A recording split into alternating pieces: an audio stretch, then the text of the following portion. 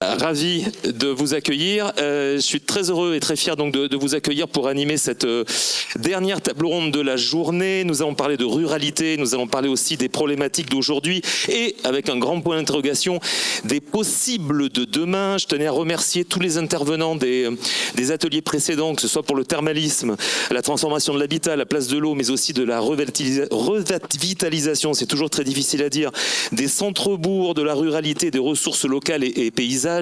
Nous allons dans quelques petites secondes parler effectivement de toutes ces problématiques de façon périphérique, de façon macro, mais avec de vrais exemples d'architectes qui viendront dans quelques petites secondes me rejoindre. J'allais donc appeler nos intervenants. Je vois que monsieur François Constantin est avec nous. Mais tout va bien, tout va bien. François Constantin, vous êtes maire de la Bourboule, merci de nous accueillir une nouvelle fois et vice-président de la communauté de communes du massif du Sancy.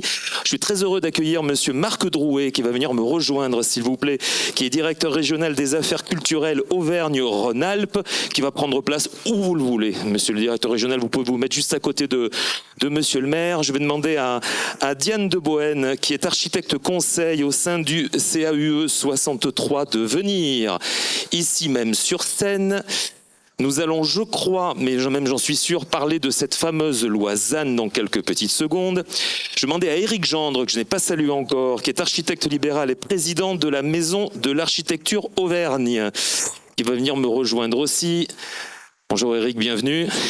Où vous voulez, c'est pas compliqué. Christophe Desvignes, qui est architecte à JAP 2021 de l'atelier d'architecture Recita. Bonjour Christophe, bienvenue. Je ne vous ai pas salué non plus. Prenez place, je vous en prie. Arnaud Tech, que j'ai vu tout à l'heure. Arnaud qui est ici, qui est architecte co-gérant de l'atelier d'architecture Camino. Et pour terminer ce joli tour de table, je vais demander à Thibaut Mogard, qui est conseiller de l'Ordre national des architectes, de venir me rejoindre. Thibaut, que j'ai vu en coup de vent tout à l'heure et que je vais saluer. Bonjour, bienvenue. Regardez, vous avez un petit micro. Merci de vous installer. En tout cas, ravi de vous accueillir. Merci de m'accueillir parmi vous aussi. C'est la deuxième fois que j'accompagne l'Ordre des architectes et je suis vraiment ravi de participer donc et d'animer cette table ronde. On a, Isabelle le disait tout à l'heure, plutôt une rencontre, puisque à l'issue de cette discussion, chacun va parler effectivement d'un domaine bien précis, mais à l'issue de cette rencontre, je donnerai bien évidemment la parole au public. Et ô combien important, il y aura, j'imagine, beaucoup de questions. Avant de donner la parole à monsieur François Constantin, maire de la Bourboule, pour rentrer un petit peu plus dans le vif du sujet et de parler de ruralité, je vais donner la parole à un peu en quelque sorte notre invité d'honneur, monsieur Marc Drouet, qui, je le rappelle, est directeur régional des affaires culturelles Auvergne-Rhône-Alpes. Monsieur Drouet, vous êtes intervenu il y a quelques petites secondes et merci en tout cas. On ne le sait peut-être pas assez. La DRAC est présente dans les territoires, bien sûr, en accompagnant bien évidemment les élus locaux. Par contre, pourquoi avez-vous accepté l'invitation de l'Ordre des architectes? Pourquoi êtes-vous avec nous aujourd'hui?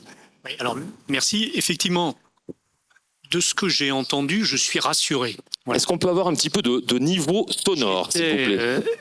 J'étais un petit peu inquiet, effectivement, en venant à cette table ronde, en me disant, mais après tout, certains vont se dire, mais que fait ici le ministère de la Culture? On parle de choses sérieuses, on parle de bâti, pourquoi inviter les saltimbanques? Bon, alors... De ce que j'ai entendu aujourd'hui, cet après-midi, je suis rassuré parce que je me suis dit, bon, au fond, j'avais tort d'être inquiet. Le rôle et la place du ministère de la Culture est bien identifié.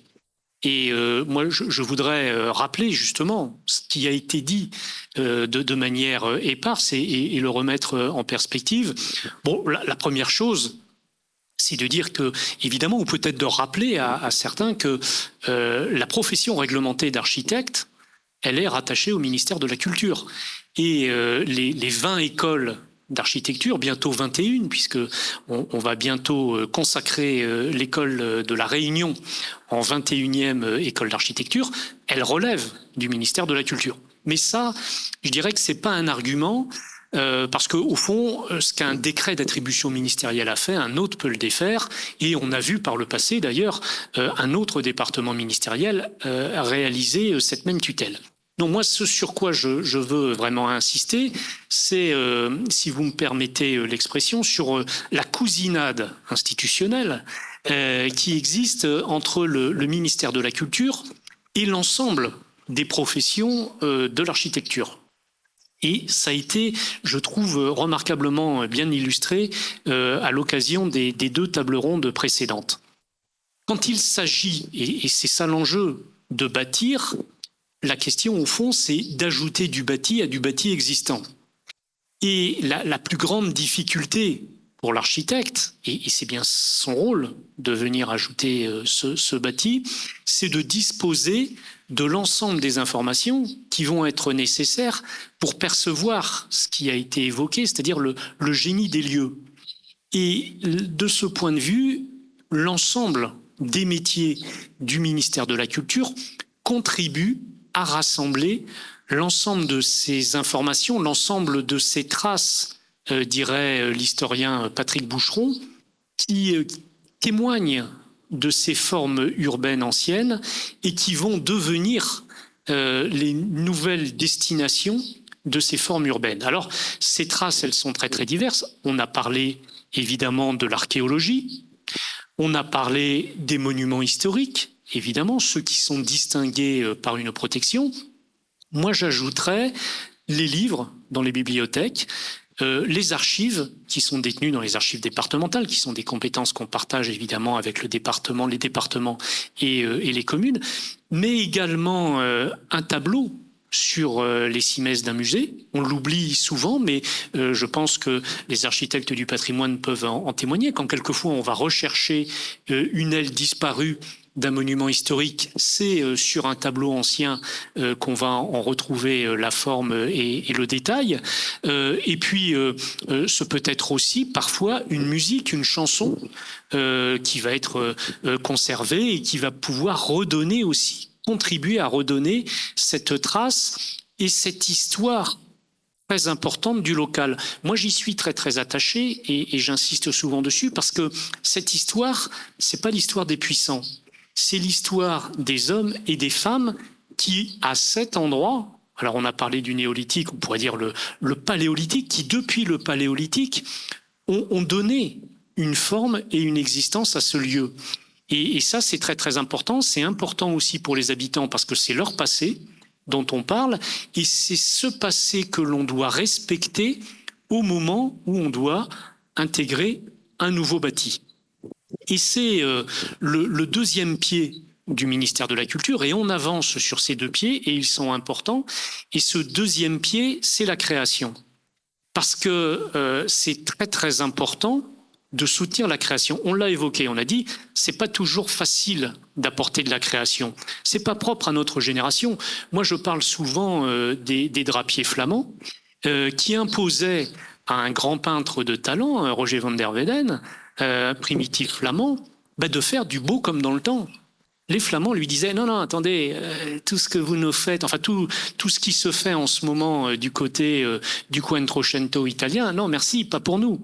Vous, Roger van der Weyden, faites-nous du beau comme dans le temps. Parce que la création, ça ne va pas de soi. Et pourtant, on a besoin de création. Et ça, c'est le deuxième pied du ministère de la Culture. On va dire que notre nature d'Homo sapiens nous conduit à la ressemblance. On a besoin du mimétisme. On a besoin de ressembler parce que ça nous rassure et la ressemblance, c'est une manière de dire « j'appartiens au groupe ». Dissembler, c'est prendre un risque. C'est prendre le risque d'être différent, c'est prendre le risque parfois d'être exclu. Donc spontanément, on n'aime pas créer. Et pourtant, on a besoin de créer. Parce que si on ne crée plus, on disparaît. Et tous ces lieux qui permettent à des artistes de s'exprimer dans le spectacle vivant, mais dans les arts plastiques également, ce sont des endroits où on vient bousculer nos habitudes, où on vient interroger notre propension au mimétisme, et ils sont donc indispensables, y compris quand il s'agit de création architecturale. Et ça, c'est vraiment très très important. Et j'insiste sur le fait que la présence des artistes de création, ceux non pas qui viennent répondre à des attentes ou à des demandes de consommateurs, parfois un peu hypnotisés par certains déterminants, mais des artistes qui viennent vraiment interroger et bousculer le consensus, c'est indispensable pour la nature du débat public. Vous dites aussi que dans le paysage urbain, et je vais dans votre sens, il faut accepter le changement. Pas facile, hein? Exactement. Et alors, on est confronté, et ça a été dit également lors de ces tables rondes, à deux types de problèmes contemporains. Un, aujourd'hui, la détérioration de la qualité du débat public. C'est de plus en plus difficile d'avoir un débat public parce que, pour différentes raisons, on n'écoute plus et on focalise en permanence sur l'intérêt particulier. Et c'est particulièrement compliqué pour ceux qui sont les porteurs de l'intérêt général, c'est-à-dire les élus locaux. Moi, j'aime bien prendre cette image. Il y a 10 ans, on disait aux élus « vous n'avez rien fait pour nous ». C'était la critique. Aujourd'hui, j'observe que ces mêmes élus, ils entendent « vous n'avez rien fait pour moi ». C'est considérable comme changement. Et souvent, je dis, c'est comme si Eugène Labiche avait fait de nombreux élus, émules, lui qui disait « un égoïste, c'est quelqu'un qui ne pense pas à moi ». J'ai l'impression qu'on y est. Et c'est très très difficile de s'adresser à l'intérêt général quand on a en face une somme d'égoïsme qui se manifeste. Il y a un moment où dans le débat public, on doit rappeler qu'il y a un moment où on doit savoir et pouvoir parler d'intérêt général. Et puis le deuxième sujet, la deuxième difficulté, ça a été évoqué, c'est évidemment la crise climatique qui vient nous bousculer dans nos manières de faire, mais qui vient peut-être aussi nous bousculer à bon escient.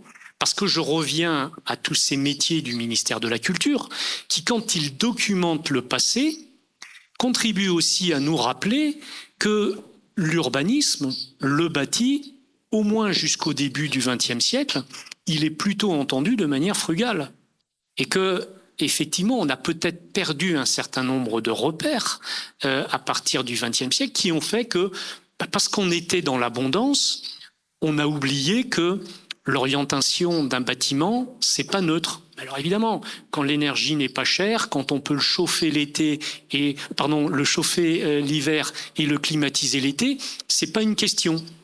Quand aujourd'hui on est confronté à la disparition de certaines ressources naturelles non renouvelables, c'est bien de se poser la question de l'orientation d'un bâtiment. C'est bien de se poser la question de la largeur des voies publiques. C'est bien de se poser la question de la végétalisation. Autant de questions, c'est bien de se poser la question des matériaux de proximité, des matériaux biosourcés, tout un tas de matériaux qu'on a étudiés depuis le néolithique. Et que l'on avait un petit peu oublié et qui aujourd'hui réapparaissent et viennent apporter des solutions pour répondre justement à cette transition. Donc voilà, moi je suis ravi. Vous avez démontré à quel point le ministère de la Culture était transversal, à quel point c'était important de faire appel à ses compétences. Alors on apporte ces compétences de manière très modeste pour les mettre au service des architectes, des élus locaux, pour qu'ils s'en emparent et pour que, de cette manière, ils puissent apporter des réponses d'intérêt général. La DRAC et tous ces métiers, effectivement, il y en a beaucoup de métiers. On pourra en parler tout au long de cette table ronde et de cette rencontre. Monsieur Marc Drouet, vous pouvez intervenir à tout moment. Vous êtes notre grand témoin quelque part. N'hésitez surtout pas. Merci en tout cas. J'imagine que juste à côté de vous, le maire de la Bourboule qui nous accueille opine du chef quelque part, puisque vous allez dans le sens aussi de monsieur le maire. Et lorsqu'on parle aussi de droit culturel, on est dans un lieu quand même assez magnifique, en l'occurrence la Bourboule. Je ne vais pas faire de chauvinisme primaire, mais je suis originaire de pas très loin d'ici, on va dire. Et très sincèrement, on en a parlé avec monsieur le maire déjà lors de la préparation. Moi, je prends toujours un vif plaisir à venir ici même à la Bourboule, même avec un temps, on va dire, entre guillemets, exécrable.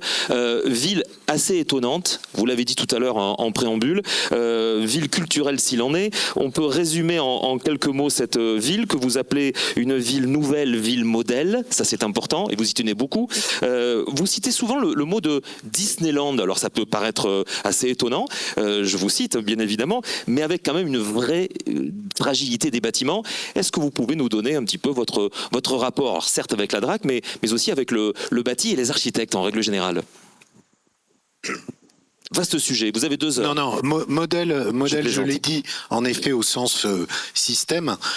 Disneyland, je ne l'ai pas prononcé, mais tout le monde l'a entendu, en effet. Hein, c'est exactement le modèle d'un parc d'attractions, un prétexte pour faire venir et des centres de profit autour pour des raisons commerciales évidentes. Ce que je voulais dire, non pas en réaction, mais en complément à l'intervention de monsieur le directeur des affaires culturelles, c'est que mon point de vue personnel de maire, c'est qu'on a toujours intérêt à discuter avec des experts et ils se font rares. Or, à la DRAC, on en trouve encore. Et si par ailleurs ce sont des saltimbanques, moi ça me va très bien. Mais c'est plutôt pour l'expertise historique, technique, politique aussi, les politiques de l'État. Vous mettez en œuvre les politiques de l'État, ça vous permet de les connaître, ça vous permet de les comprendre. Donc oui, évidemment, aux politiques publiques culturelles et tout spécialement en matière de patrimoine. Pour alimenter la réflexion, j'attire l'attention de l'État sur la question du, pour le dire de manière un peu prétentieuse, de momentum. Il y a des moments où ça passe et il y a des moments où ça risque de casser. Et on est dans un moment social d'appauvrissement d'un certain nombre de nos concitoyens, de grande nervosité de l'ensemble d'entre eux et de seuil de tolérance abaissé par rapport à la contrainte ou ce qui est considéré comme tel. Et dans ce moment de crispation, nous ne pouvons plus passer en force. Ça, je le crois vraiment. Notre rôle dans le moment, c'est l'apaisement.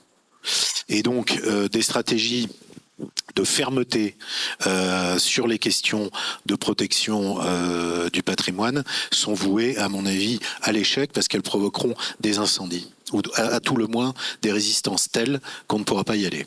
Donc il faut jouer fin sur ces questions-là. Mais je le redis, nous, à la Bourboule, dans nos fonctions, avoir comme interlocuteur des services spécialisés du ministère de la Culture sur ces sujets, c'est capital. Sinon, on ferait inévitablement des conneries. Inévitablement. Sur les architectes.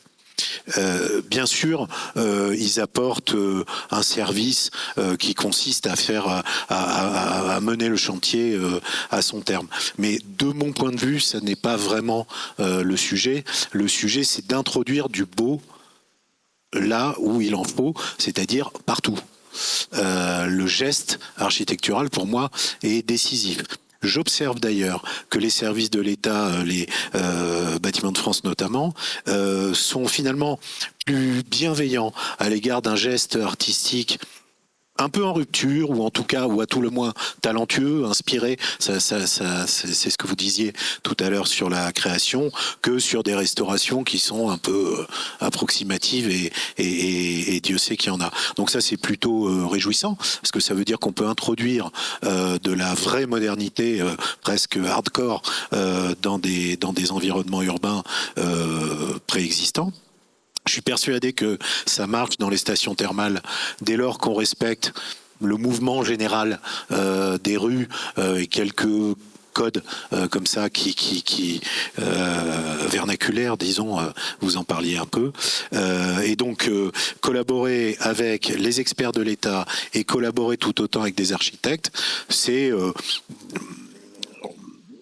non pas une garantie de réussite, hein, faut pas exagérer, mais en tout cas, on crée les conditions de quelque chose qui ressemble à quelque chose. Vous nous donnerez tout à l'heure, j'imagine, quelques exemples suite à, on va dire, exactement, à la belle collaboration avec un de nos invités. Je n'en dis pas plus. Merci beaucoup, François Constantin. On va parler de choses qui fâchent maintenant, pour certains, puisqu'on va parler de cette fameuse loi ZAN, qui pour certains est une loi nécessaire, pour les autres, on a beaucoup de mal à comprendre effectivement comment ça marche. Diane Deboën, je rappelle que vous êtes architecte conseil au sein du CAUE 63. Vous êtes vous-même spécialiste paysagiste et urbaniste dans le Puy-de-Dôme depuis 1997.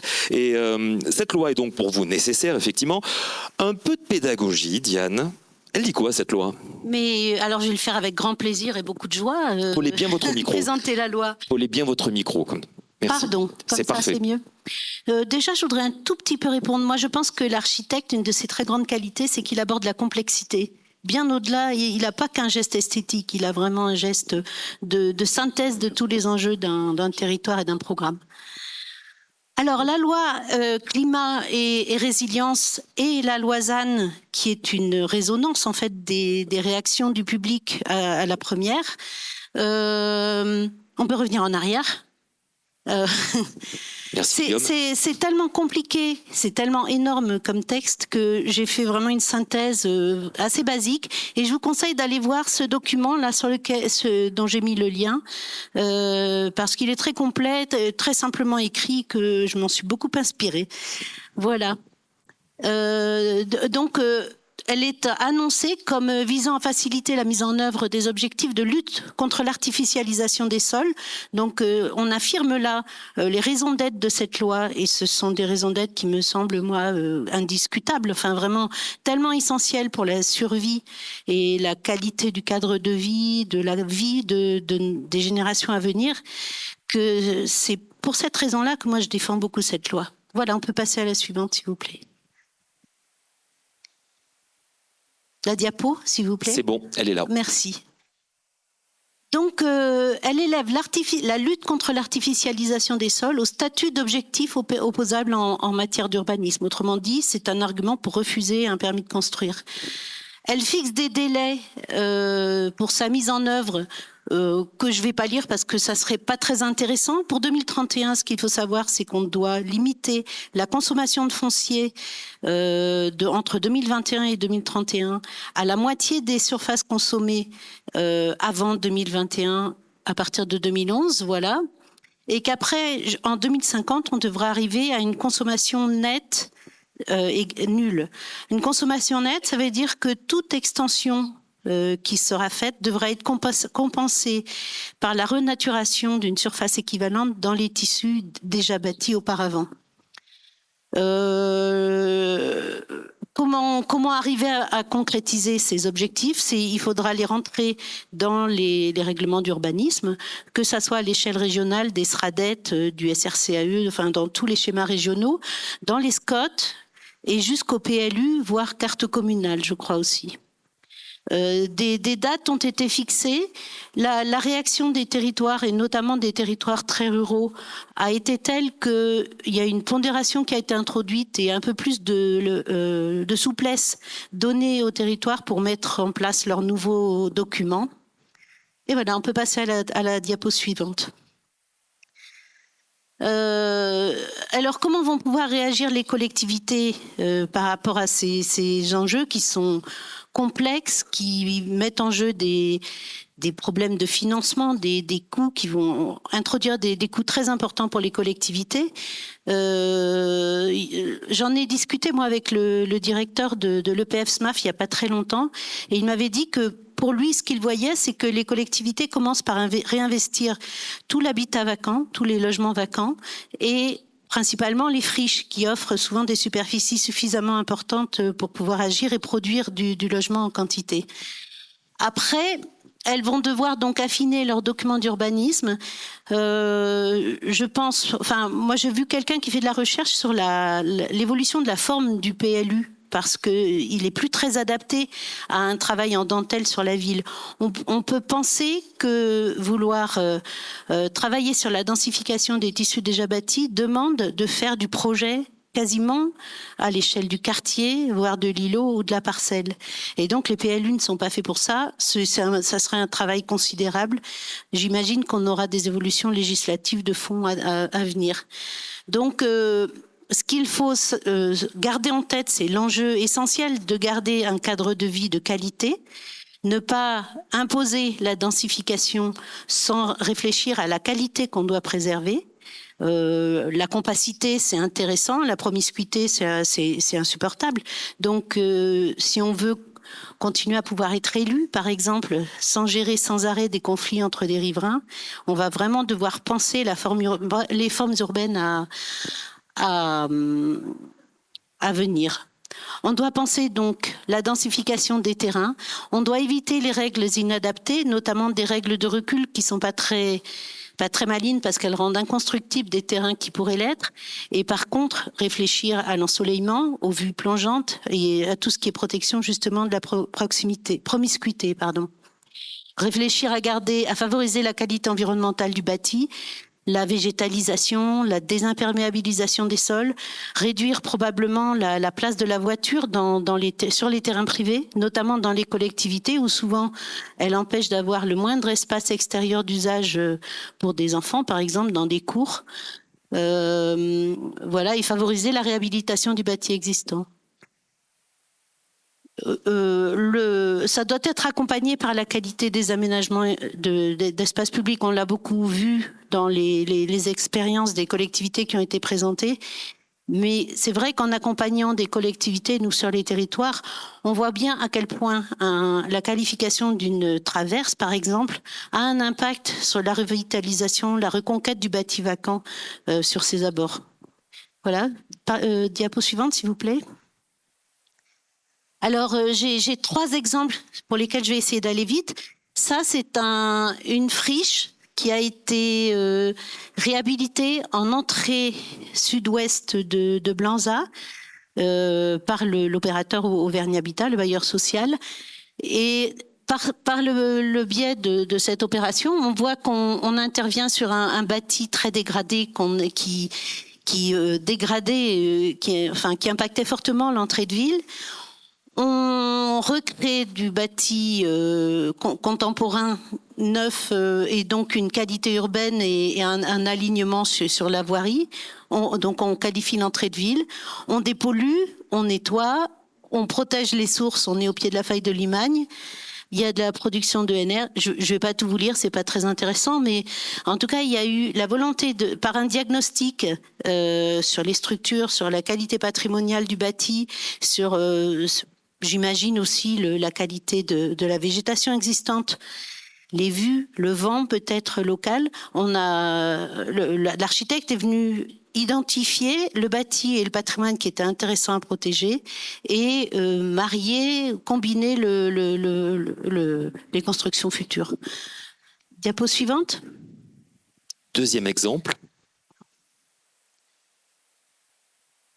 Alors là, on est sur un tout petit village à une cinquantaine de kilomètres de Clermont-Ferrand, à Saint-Jean-des-Olières.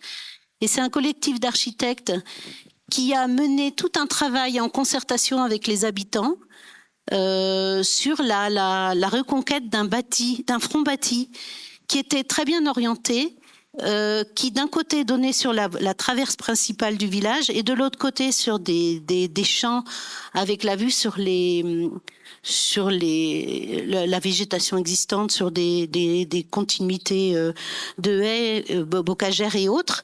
Et ce front bâti était complètement fermé. On n'avait pratiquement plus que des volets fermés dans la rue.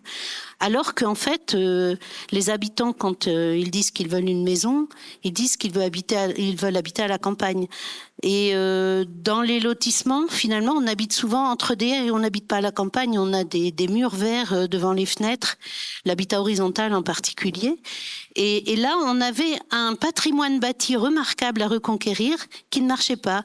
Et en combinant la requalification de la voirie, l'animation par les architectes, la concertation, le débat avec les habitants, on est arrivé finalement à remembrer très à la marge, hein, on avait espéré plus, mais remembrer un peu les parcelles pour pouvoir donner des jardins à certaines de ces maisons qui n'en avaient pas. Et au final, on a vu des maisons réouvrir leurs volets, des balcons très laids qui avaient été faits dans les années 70 démolis et des façades requalifiées sur la voirie. Et puis un jardin partagé, enfin des tas d'autres animations. Diapo suivante, s'il vous plaît. Et ça, c'est un travail qui a été fait par nos confrères du CAUE de l'Ain, dont le directeur est architecte du patrimoine et donc très vigilant sur la préservation du bâti existant, vernaculaire ou pas. Et ils ont travaillé sur la densification possible d'un village. Et en fait, ils se sont heurtés en essayant d'aborder toute la complexité du village. Un des éléments qui en ressort et qui pour moi est assez emblématique, c'est la question du stationnement. Au CAUE, on fait du conseil aux particuliers. Je ne sais pas combien de fois j'ai vu des personnes arriver avec des très beaux bâtiments, à Gergovie notamment, je me souviens, dans lesquels on ne pouvait pas faire rentrer une voiture. C'est simple, il y avait la largeur de la voirie ne permettait pas de tourner. Et du coup, comment on fait? On abandonne ce bâti, on le laisse s'écrouler, alors que derrière, on a un peu de terrain, des très jolis bâtiments, des constructions avec des matériaux remarquables. Et c'est assez fréquent. Et donc, eux ont travaillé avec la mairie pour essayer d'identifier des poches de stationnement qui seraient aménagées par le pouvoir public pour compenser le fait que certaines parcelles ne pourront pas être occupées si on ne répond pas à la question du stationnement différemment qu'en ayant une règle stricte. Voilà. Merci beaucoup. Faites quoi ? Et vous pouvez intervenir, bien sûr, Diane, à tout moment. Avant de donner la parole à Thibaut Mogard, juste une réaction, monsieur le maire, non pas sur la Loisanne, mais plutôt sur cette fameuse reconquête des friches. Joli chiffre à la Bourboule, puisque vous êtes le premier consommateur, justement, du fonds friche du département, je crois. Comment, justement, vous l'utilisez, ce fonds ?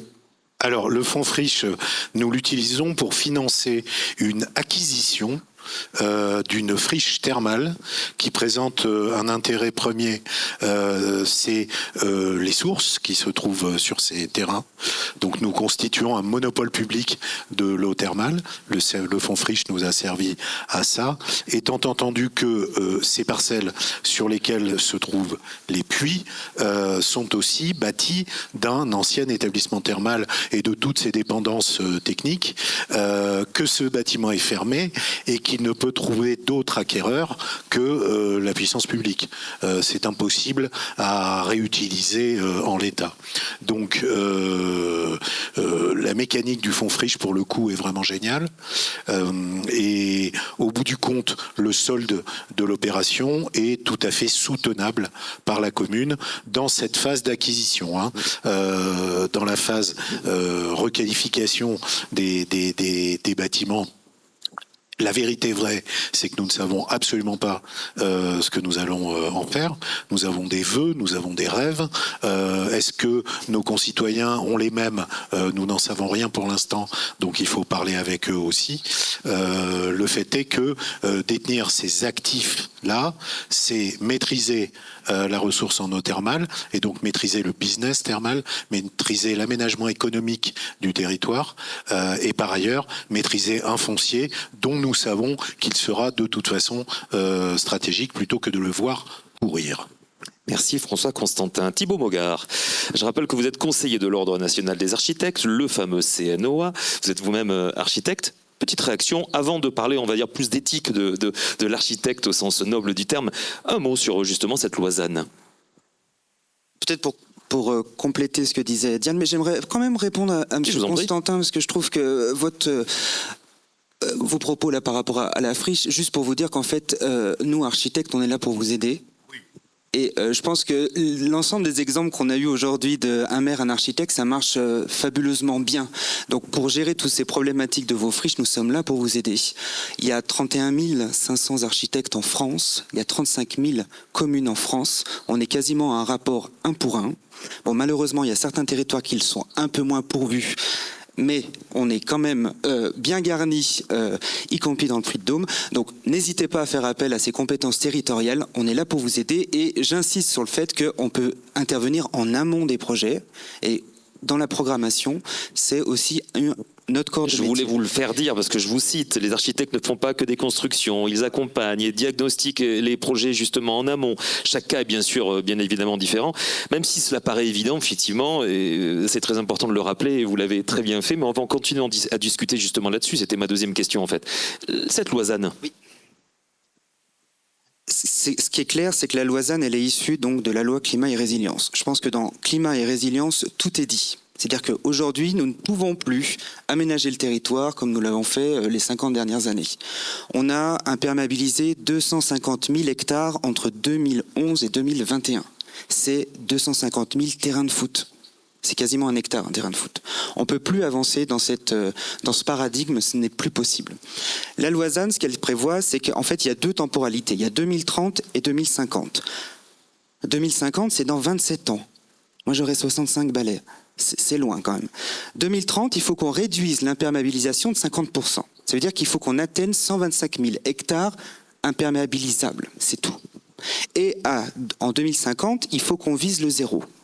Moi, je pense que c'est une mesure qui est ambitieuse, mais qu'on peut très facilement porter, sachant que je crois savoir où vous allez intervenir. Vous me regardez comme si j'avais des projets de lotissement. Non, pas du tout. Moi, je suis plus préoccupé par Cloucy qu'on vient d'acheter que par un lotissement, je vous le dis. En tout cas, voilà, c'est une loi qui, je pense, est avantageuse pour l'aménagement de nos territoires. Je pense que architectes, urbanistes, paysagistes, on peut tous travailler ensemble, avec bien évidemment vous, élus locaux, pour vous accompagner dans cette nouvelle évolution de l'aménagement de nos territoires.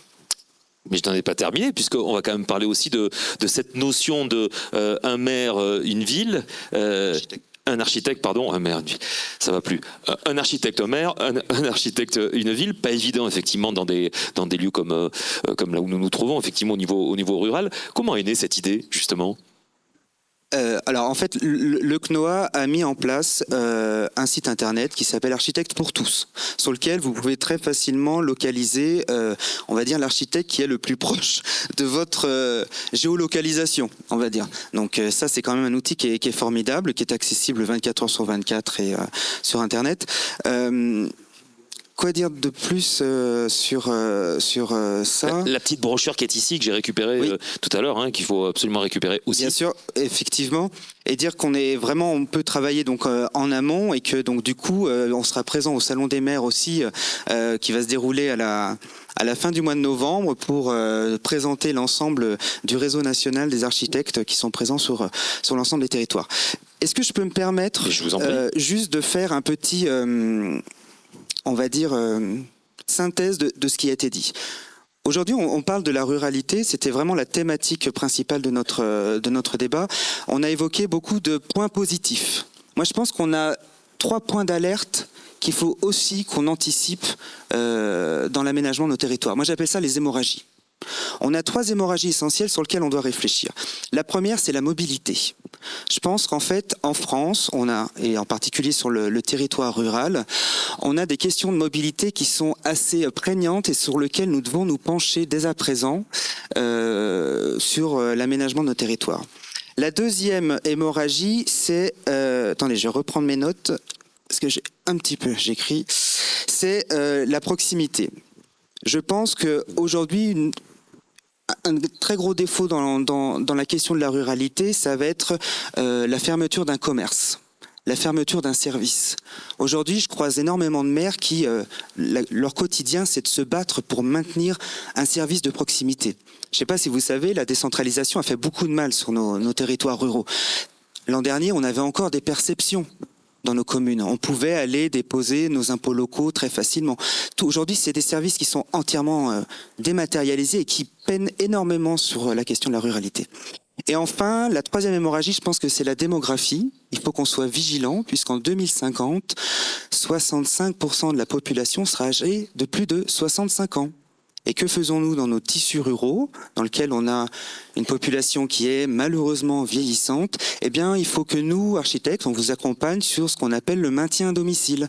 Donc, la transformation de l'habitat privées pour maintenir des populations vieillissantes dans leur domicile, puisque ça, c'est très important pour elles. Voilà, je suis désolé, j'ai peut-être dérapé sur Mais je vous en prie. sur les thématiques, mais je tenais à dire cela. Tout à fait intéressant, et vous pouvez bien évidemment, et je le dis pour tout le monde, intervenir à tout moment et croiser, c'est aussi le but de cette rencontre, de croiser les compétences de chacun. On va rentrer un petit peu plus, ça c'était de façon, on va dire, un peu plus macro, on va rentrer maintenant, on va dire, vraiment dans le vif du sujet avec des exemples, des contre-exemples, des choses qui marchent, et puis on va pas se mentir, des choses qui marchent peut-être un petit peu moins bien. Avec vous, Arnaud Tech, vous êtes architecte co-gérant de l'atelier d'architecture Camino. Camino, en quelques mots, qu'est-ce que c'est ? Et où êtes-vous situé sur la carte ? Bonjour à tous. Donc je suis associé co-gérant donc avec les gars à Gaufinet. Nous avons créé Atelier Camino il y a maintenant 4 ans. Nous avons fait nos armes à Paris, puis avons décidé, pour des projets de famille mais aussi professionnels, de se réinstaller sur le territoire d'origine de Léa, qui est originaire du Cantal, donc où nous sommes installés, donc sud-ouest du Cantal, à Montsalvi. Petite commune de 800 habitants, où nous tenions vraiment à s'imprégner de ces territoires ruraux et donc à privilégier aussi une installation professionnelle dans un centre-bourg pour participer aussi à cette revalorisation de ces communes, de ces petites communes. Camino, donc ça signifie le chemin.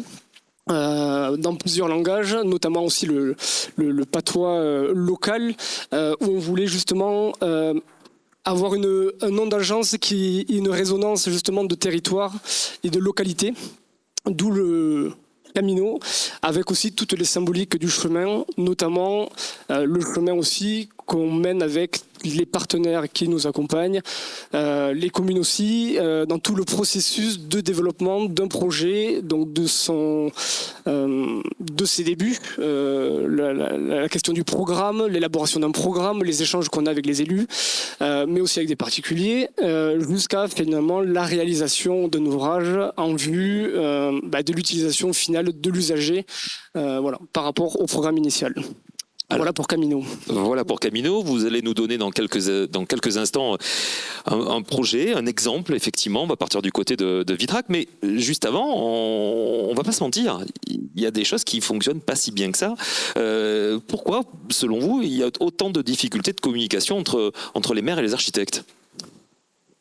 Vaste sujet. Je crois que il faut qu'on arrive architecte, et je crois que l'ordre le fait très bien, mais à démocratiser beaucoup plus, et à travers les exemples qui ont été énoncés tout à l'heure et précédemment, de se servir de ces exemples pour démocratiser ces opérations qui sont, je crois, une grosse réussite, et amorcer du coup auprès des plus grands nombres de maires et des communes l'intérêt de passer par un architecte, et effectivement que l'architecte n'est pas cantonné à une simple construction délimitée par une parcelle, mais au contraire à une vision beaucoup plus globale. Et il est très important de s'approprier un territoire et un environnement immédiat à un bâtiment pour pouvoir le concevoir, et qu'on n'est pas simplement lié à le numéro de parcelle sur lequel on construit.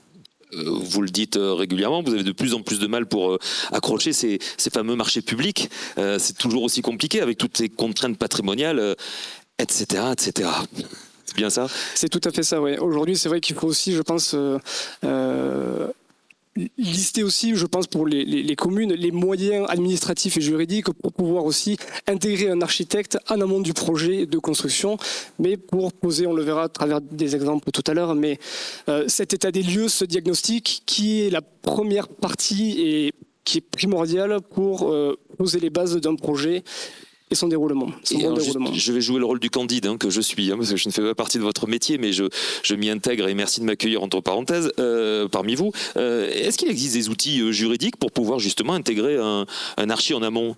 Avec ce que vous venez de dire, ça paraîtrait plutôt logique. Alors oui, alors je ne suis pas spécialiste du sujet, mais c'est vrai que on pourra me compléter certainement, mais on peut faire un accord cadre avec des marchés subséquents qui effectivement permet à une commune de faire appel à un architecte pour pouvoir travailler en amont sur le projet et développer sur du long terme, puisqu'on parlait tout à l'heure de projets sur du long terme pour des petites communes, notamment on parlait des communes qui ont la chance d'avoir un patrimoine et un vivier mobilisateur pour bénéficier de labels Petite Ville de demain, Petite Cité de caractère. Plein d'autres communes n'ont pas ces labels-là et n'ont pas du coup de subventions pour pouvoir développer un projet. Néanmoins, je pense qu'il est possible de le faire. mais sur du plus long terme. Et ce type de procédure, je pense, semble être adapté à ce type de projet. Ouais. Je vous redonne la parole dans une seconde. Thibaut veut réagir. Je peux peut-être répondre sur le volet juridique. Une mairie est soumise au code de la commande publique. Le code de la commande publique, il est référencé par des seuils. On sait qu'au-delà de 40 000 € d'achat, vous pouvez être en marché de gré à gré. Donc ça, c'est une opportunité pour vous aussi, élus, de lancer des petites études, ce qu'on appelle, nous, études de faisabilité, pour vraiment poser des questions sur un territoire, commencer de réfléchir, avoir un pré-budget et peut-être vous amener à réfléchir sur une friche à réhabiliter, sur l'aménagement d'un centre-bourg, sur une revitalisation. Donc, utilisez vraiment ce moyen juridico-légal pour pouvoir lancer des petites études et pour pouvoir le faire. Voilà, j'arrête. Très bonne intervention, Thibaut, tout va bien. Arnaud, il existe quand même de beaux exemples de collaboration. Rassurez-moi, on va partir du côté de Vitrac, c'est ça? Oui, tout à fait, ouais. C'est-à-dire? Alors Vitrac, c'est un peu pour nous l'idéal en termes de commande, puisque justement on arrivait en amont de la définition très précise d'un programme. Ce projet a été initialisé par le CAUE, donc qui a fait tout un travail préliminaire avec la commune pour définir un pré-programme, soulever des questions auprès du conseil municipal et de la commune, pour tout soulever des problèmes et des volontés de projets sur leur centre-bourg. Une fois le travail du CAUE fait, nous sommes arrivés avec donc déjà quelques éléments de programme. Et l'intérêt en fait de cette faisabilité, ce dont Thibaut parlait, c'est que les discussions sont ouvertes, le programme n'est pas figé et on a cette capacité à pouvoir dialoguer avec les différents interlocuteurs. Ici, un petit dessin, une axonométrie pour situer un peu l'état existant où on a beaucoup d'éléments, écoles, locaux associatifs, mairies, qui convergent en un lieu, donc l'espace public qui n'est pas très défini, avec une salle communale un peu en point d'orgue et terminaison de l'espace public. Si on peut passer la diapositive d'après, qui illustre simplement, c'est un extrait du diagnostic que nous avions fait, mais qui permet de poser les bases et d'avoir aussi par un élément graphique de pouvoir communiquer avec les élus, de les fédérer aussi autour de ce projet. Et je me souviens que quand on avait présenté ça, un des élus nous avait dit mais ici on avait prévu au-dessus d'un accès un petit terrain de pétanque, nous a tout de suite parlé de la largeur du terrain de pétanque qui n'était pas suffisante parce qu'en fait ils étaient très nombreux à jouer et que ça posait problème. Et ça m'a un peu amusé, mais en fait j'ai trouvé ça assez j'allais dire presque génial, en fait, le fait d'avoir un document aussi sur lequel on peut partager les idées, dialoguer. L'élu s'était projeté en fait dans le programme et le dialogue en fait était installé et pouvait de ce fait se dérouler de manière très constructive pour aboutir à plusieurs scénarios avec différents projets, donc notamment la requalification un peu de l'espace public, mais de manière très simple en reconstruisant au mur, en ouvrant un peu plus l'accès situé vis-à-vis de l'école pour que les parents et les enfants puissent attendre à la sortie des classes sur l'espace public et pas sur le petit parking qui avait coincé derrière l'école. Et pour finir aussi sur le travail d'une intégration d'une nouvelle halle en lien avec la salle polyvalente existante ou des questions d'usage qui ont été apportées par la commune. C'est-à-dire que le dialogue s'est fait, l'idée est vraiment de comprendre quels sont les besoins des habitants, puisque nous, on ne connaissait pas la commune, on arrive avec un regard neuf, et c'est tout ce dialogue-là qu'il est important de nouer et de tisser pour le bon déroulement du projet. Et peut-être juste pour finir la dernière diapositive. Dernière slide, s'il vous plaît. Le temps que Guillaume la retrouve, mais les d'autres suivants. C'est vrai que le terrain de pétanque, il est conséquent hein, à Vitrac. Il y a une dernière slide, peut-être Guillaume. C'est pas très grave, mais je crois que l'important est en fait vraiment d'initier en fait ce dialogue dès en amont du projet, et je crois qu'il faut aussi le retrouver jusqu'à l'exécution du chantier, de façon à ce que tous les acteurs, qu'ils soient publics, maîtrise d'ouvrage ou maîtrise d'œuvre ou même entreprise aussi, de fédérer tout le monde autour du projet, parce que je crois que ce dialogue initié en amont doit résonner jusqu'à la fin du chantier et intégrer aussi les entreprises de construction qui ont encore des savoir-faire et qu'il faut encore mobiliser pour perpétuer aussi ces systèmes de construction qui se perdent aussi face à l'industrialisation aussi du monde du bâtiment. Et je crois que fédérer aussi les entreprises permet d'avoir aussi un résultat plus abouti et qu'il soit approprié par tous. Voilà, et donc c'était aussi une petite coupe pour montrer aussi un état des lieux entre l'état existant sur la partie supérieure et l'état projeté sur la partie inférieure en bleu, avec quelques interventions quelquefois minimalistes, mais qui par de simples petits détails peuvent améliorer les usages et les flux des usagers. Merci pour ce bel exemple. Merci beaucoup Arnaud Tech. Je vais donner la parole maintenant à Christophe Desvignes. Christophe, vous êtes architecte à JAP en 2021. On va parler de votre atelier d'architecture qui s'appelle Recita. En quelques mots, Recita, qu'est-ce que c'est ?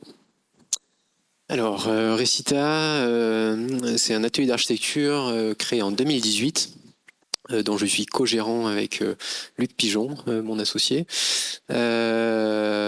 C'est un atelier qui a une pratique du métier un peu diversifiée, dans la mesure où on fait des projets d'urbanisme, des projets d'espace public, des projets d'architecture, mais également une production de mobilier. Voilà, donc on travaille un peu à toutes les échelles. Voilà. On est aussi enseignant dans les écoles d'architecture. Voilà, donc c'est une pratique assez large. Pour rebondir sur la question de la loi ZAN, qui évidemment nous intéresse beaucoup, c'est vrai qu'on est une génération d'architectes, et c'est le cas aussi pour Arnaud, qui n'avons pas connu l'âge d'or finalement des extensions de bourgs et du développement pavillonnaire. Voilà, c'est-à-dire quand on est sorti de l'école il y a une dizaine d'années, la fête était déjà presque finie, quoi, et on n'y avait pas participé, tant pis. Mais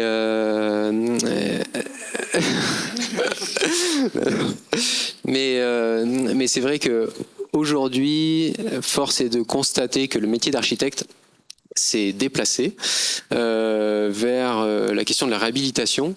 Nous, c'est vrai qu'aujourd'hui, je pense que 80% des projets de l'agence traitent de questions de mutation d'équipements existants, de lutte contre l'obsolescence des équipements communaux, de revitalisation des centres-bourgs, de reconquête des friches urbaines. Voilà.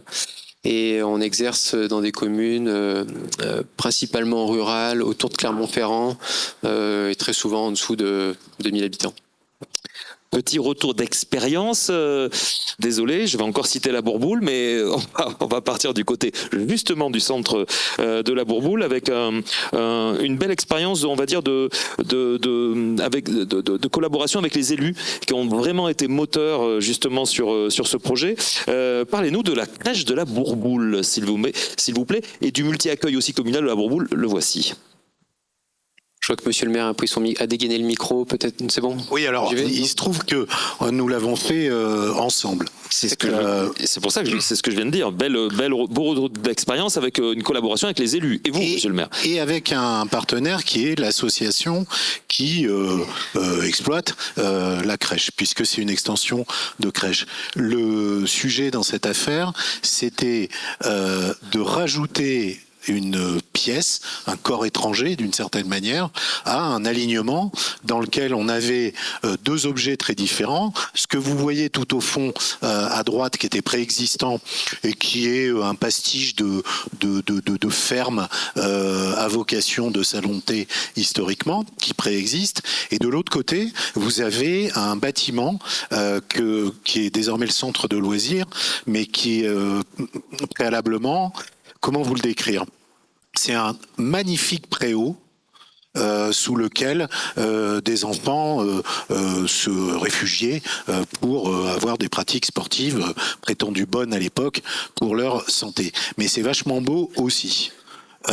Et on s'apprêtait à rajouter un truc au milieu, et moi je n'avais qu'une inquiétude, c'était de faire un truc moche, quoi.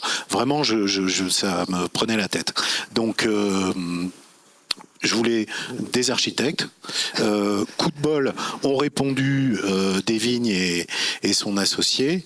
Je ne sais pas si le brief était clair, mais en tout cas, la réponse était bonne. On va le savoir. Et l'idée a été qu'on faisait la liaison finalement entre ces deux bâtiments qui n'avaient pas grand-chose à voir l'un avec l'autre. Il y en a un qui est couvert avec de la lauze, l'autre à côté, c'est de la tuile, de la toute petite tuile de Bourgogne. Vous voyez le truc. Et il n'y avait que finalement que le béton qui pouvait fonctionner, m'a-t-il semblé, pour dialoguer avec un des bâtiments, et vous avez proposé la lauze pour dialoguer avec l'autre, et ça marche vraiment bien. Moi, je suis très content, assez fier en fait. Merci beaucoup. Christophe, est-ce que vous m'entendez ou pas? Oui, c'est bon. Oui. Parfait. Les architectes, c'est Monsieur le maire qui en parle le mieux, hein, pour l'instant. C'est pour ça que je tenais à l'entendre, même si on est ravis, nous ravis de cette collaboration avec la mairie de la Bourboule. Je pense qu'il illustre très très bien la relation un maire, un architecte. Ça, voilà, on en est convaincu. Quand vous nous demandez si le brief était clair, je réponds volontairement non. Pourquoi ? Parce que dans des communes de moins de 2000 habitants qui ne disposent pas d'une maîtrise d'ouvrage professionnelle, voilà, mais c'est normal, l'architecte est une ressource et un outil incontournable dans la reformulation de certains besoins. Ça, nous, on n'a pas, on va dire, l'exigence d'arriver sur des commandes dont les montants de travaux, on peut le dire, voilà, se situent au moment de l'appel d'offres autour de 200 000 € hors taxe, hein, au moment de l'appel d'offres, de la consultation, avec un programme de 60 pages rédigé par un programmiste qui vous aurait coûté les yeux de la tête, etc., etc. Voilà. Mais on l'a pas fait le coup du programmiste. Non, mais justement, des programmistes. Voilà. Mais nous, ce que je veux dire, c'est que nous, en tant qu'architectes, on était ravis de vous aider dans un temps assez court à améliorer et à préciser vos besoins, et notamment à la discussion avec l'association. Voilà. Pour resituer un tout petit peu le projet, c'est vrai qu'il se situe dans le parc Fenestre. Pour ceux qui connaissent un peu la Bourboule, le parc Fenestre, c'est un magnifique parc à l'anglaise qui accompagne l'activité et le thermalisme de la Bourboule, mais également un parc d'attractions pour ceux qui ont l'occasion de s'y balader, ce qui en fait finalement un lieu extrêmement fréquenté avec une grande visibilité. Et ce pavillon, vous voyez, existant en pierre, que Monsieur le maire a bien décrit, la complexité finalement de l'exercice était de savoir comment est-ce qu'on allait réussir à l'étendre et à le prolonger.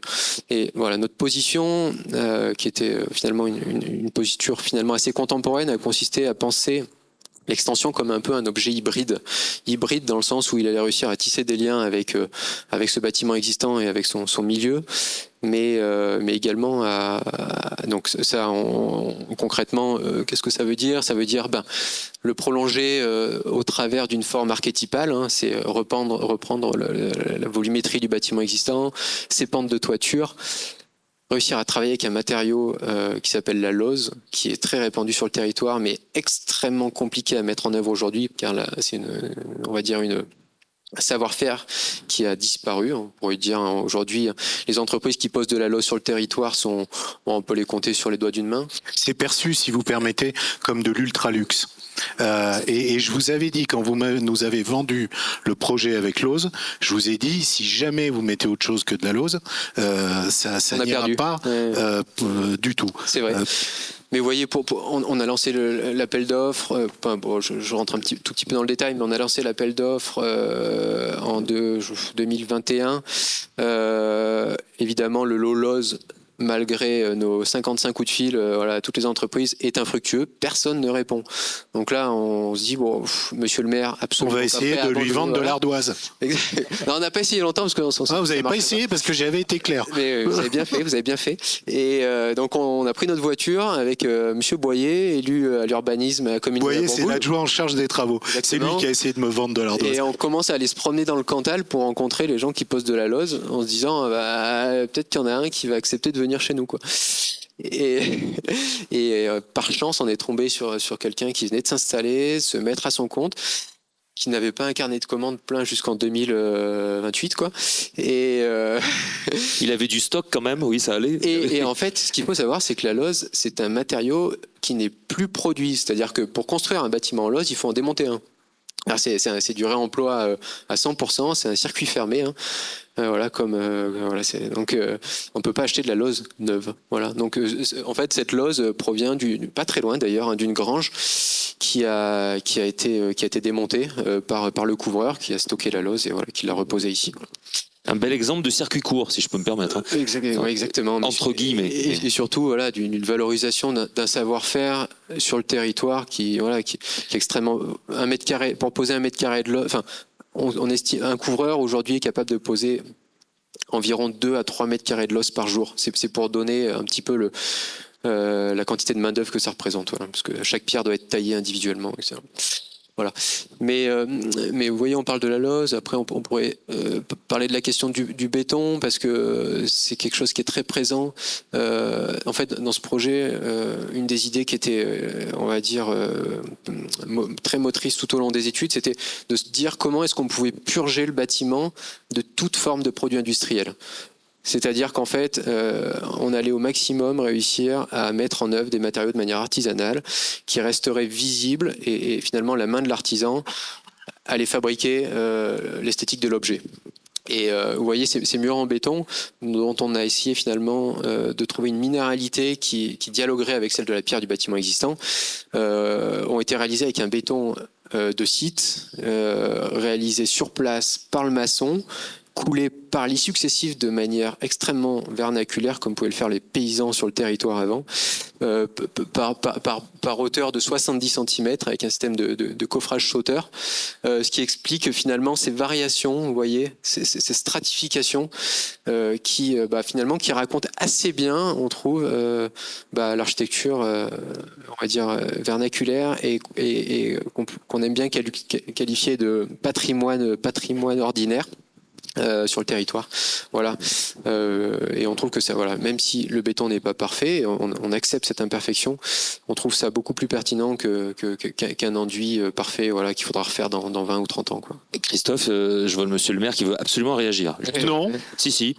Non, je m'apprêtais à réagir en effet, mais je retiens le truc.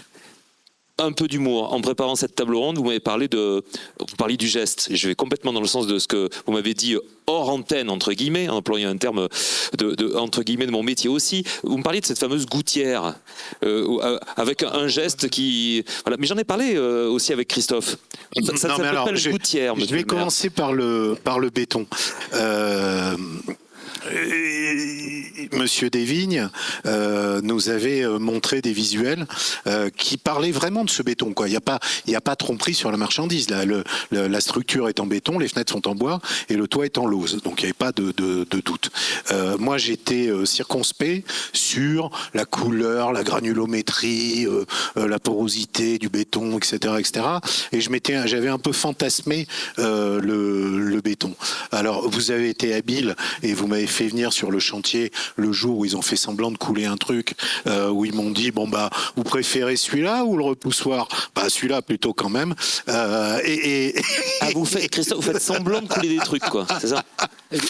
Exactement. Ça s'appelle la fausse pose de première pierre. Et il m'a fallu digérer le béton que je n'avais pas imaginé comme ça. Il est là et la confiance que nous vous avons accordée, elle portait aussi là-dessus. Donc tout va bien. Mais quand moi j'ai aussi à vendre le projet à mes adjoints, à la majorité, à l'Assemblée, aux utilisateurs immédiats, c'est-à-dire l'association, aux utilisateurs secondaires, les parents, à tous les bourbouliens qui fréquentent le parc Fenestre, etc. Donc on a vraiment besoin de convaincre, quoi, à chaque fois. Et déjà quand j'attaquais sur béton lauze et en avant la musique, j'étais un peu seul, quoi, par moment. Donc cette affaire de béton est réglée. J'attends de voir quand même si l'eau pénétrant à l'intérieur ne va pas nous le secouer un peu, parce qu'il y a vraiment une porosité, quoi. On verra. Néanmoins,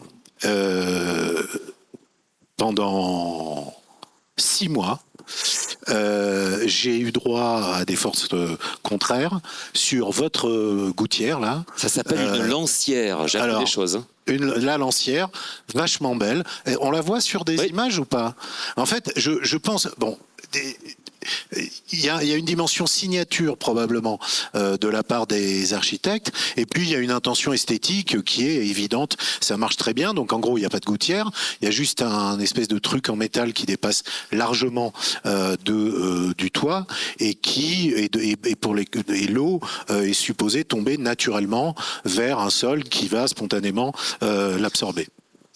Bon, honnêtement, ça dégueule tant que ça peut, ça éclabousse tant que ça peut.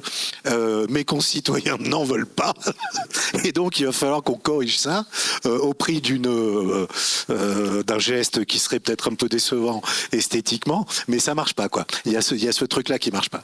Mais sinon, des choses qui marchent pas aussi. Mais sinon, c'est magnifique. Mais c'est absolument magnifique. Et moi, je voulais pas avoir honte de ce bâtiment. Je voulais surtout pas, quand je serai vieux, passer devant et me dire quelle merde tu as construit, mon pauvre abruti. Et c'est pas du tout le cas. C'est beau. J'ai pas de doute. Tellement beau que les Bourbouliens n'en parlent pas. Et quand les Bourbouliens ne se plaignent pas, c'est un triomphe. Donc honnêtement, le silence de nos concitoyens vaut tous les applaudissements. La réponse de l'architecte, monsieur le maire. Cette lancière. On va pas en faire la soirée. Hein. Non, mais donc, venez la voir en ce moment qu'il pleut, vous allez voir. On a été tout à l'heure, ça avait l'air de bien marcher. Mais on en rediscutera. Non, c'est vrai qu'on aime bien se dire que le raffinement d'une architecture tient à notre capacité à maîtriser les détails de manière assez très abouti. Voilà, ça fait partie. Et c'est pour ça que j'essaie de la sauver. Sur le sujet. Et c'est pour ça que j'essaie de la sauver, mais je suis bien seul. Et ça nous ramène à ce que je disais tout à l'heure sur l'acceptabilité. S'il y a que vous et moi qui sommes géniaux dans cette affaire, elle finira mal la lancière. Hein. Mais voilà, et ça fait partie d'ailleurs des sujets qu'on a eu plusieurs fois avec Monsieur Delubac, qui a d'ailleurs participé à l'instruction de ce dossier, voilà, avec qui ça s'est incroyablement bien passé, et avec qui on a des discussions très constructives. Mais voilà, après... On va parler d'un autre exemple. Oui. On va redevenir sérieux 2 petites secondes, mais c'est un sujet sérieux aussi, cette fameuse lancière. Mais quand même, un autre exemple aussi de reconquête des centres-bourgs, avec par contre un problème contraint de budget, parce qu'on n'a pas parlé d'argent, mais on va quand même en parler un petit peu.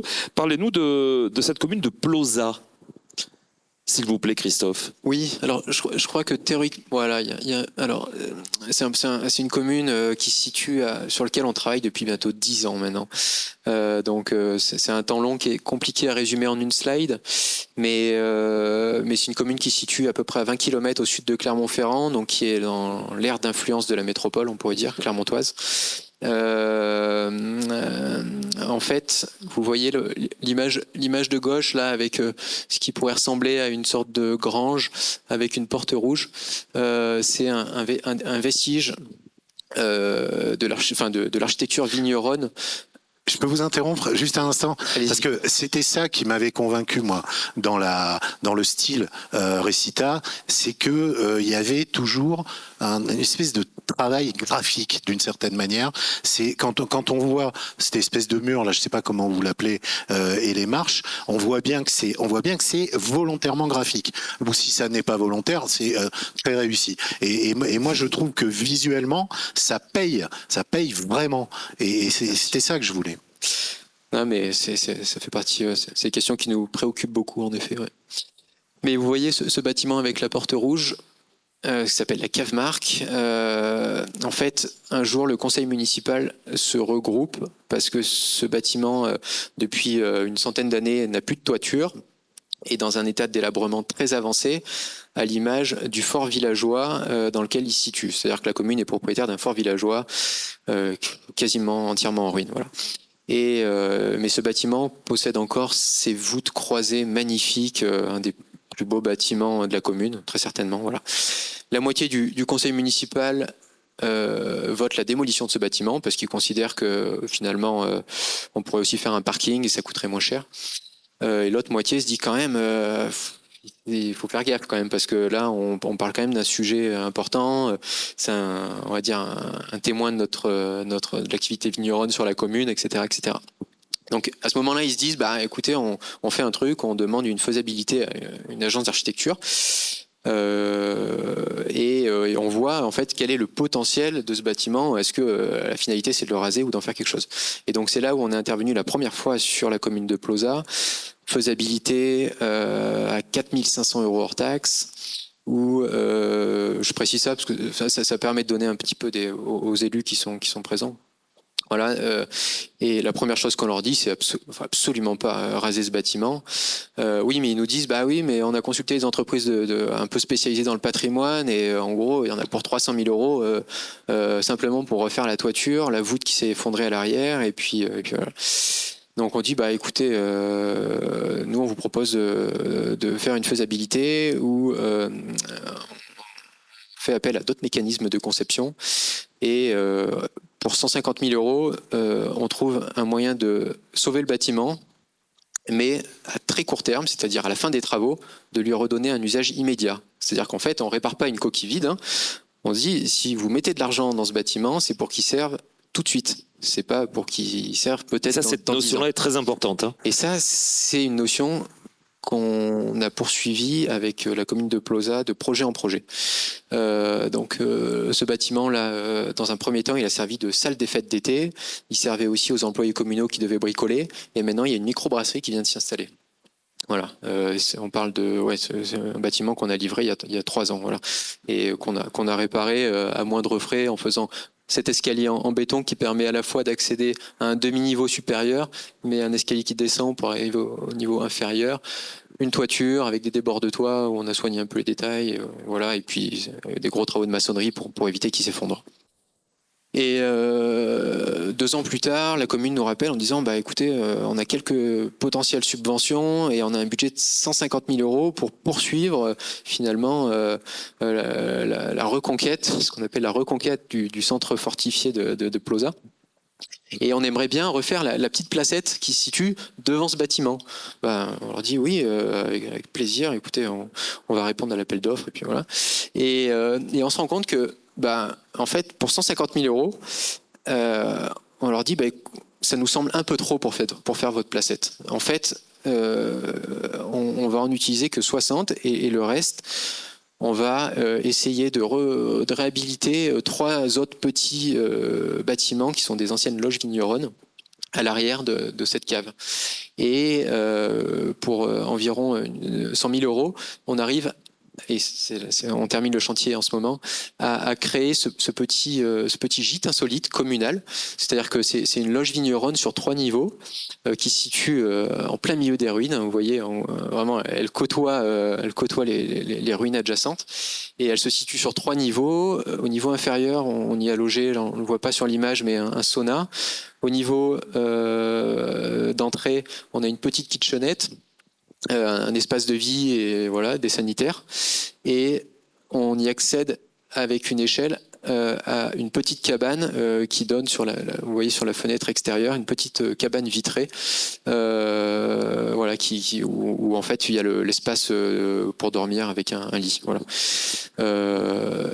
Voilà, c'est un peu finalement la démonstration que avec finalement peu d'argent, en faisant des choix d'architecture un peu radicaux, c'est-à-dire qu'on ne dépense pas d'argent dans des enduits intérieurs, dans des choses qui peuvent coûter cher, mais en essayant de cibler les dépenses sur des éléments précis d'architecture, on arrive à faire vivre le patrimoine qui était jugé obsolète et au bord de l'effondrement. Finalement à très court terme, quoi. Voilà. Merci Christophe Desvignes pour ce témoignage, merci beaucoup, et ces jolis exemples. Le métier d'architecte passe aussi par de la promotion, on va dire, et de la valorisation et de la communication avant tout. On va parler de maisons de l'architecture avec un de ses présidents, Éric Gendre. Vous êtes architecte urbaniste et président de la maison de l'architecture Auvergne. Ça sert à quoi une maison de l'architecture, Éric ? Alors, collez bien votre micro. Oui. Voilà. Oui. Alors la maison de l'architecture, tout d'abord, ça sert à diffuser la culture architecturale auprès d'un public très très très large.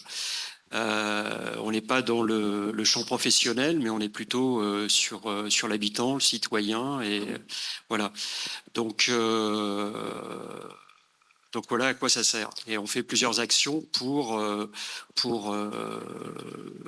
réaliser cette diffusion de la culture architecturale. Et alors justement, quel est votre rôle au niveau des territoires ruraux dont on parle maintenant? Alors, les territoires ruraux, on essaye d'être présent dans les territoires ruraux. On a fait plusieurs actions. Avec la Bourboule, on avait réalisé une exposition il n'y a pas très longtemps. Sur Châtel, en ce moment, on travaille avec la Route des Villes d'Eau, le CAUE et d'autres partenaires pour avoir des actions de sensibilisation sur tout le cadre bâti, urbain et paysager. Donc là, dans ce cadre-là, on va plutôt aller dans des écoles ou dans du périscolaire pour sensibiliser les enfants sur ces sujets-là. Donc sur le parc, des thématiques urbaines, sur des parcours, sur comment ils perçoivent leur ville. Voilà. Je vais rebondir sur ce qui était dit tout à l'heure sur la thématique d'aujourd'hui, un architecte pour tous, enfin la thématique de l'ordre. Nous, ça serait plutôt tous pour l'architecture. C'est une thématique qu'on avait reprise pour la biennale qu'on avait faite à Clermont-Ferrand. Donc ça veut bien dire ce que ça veut dire. Ça part du citoyen. Il acquiert une culture architecturale et après il peut participer finalement à des débats autour de l'architecture et s'insérer aussi dans des concertations finalement avec une culture plus riche. On montre des exemples, un peu des visites de chantier, des choses intéressantes comme on vient de voir à l'instant.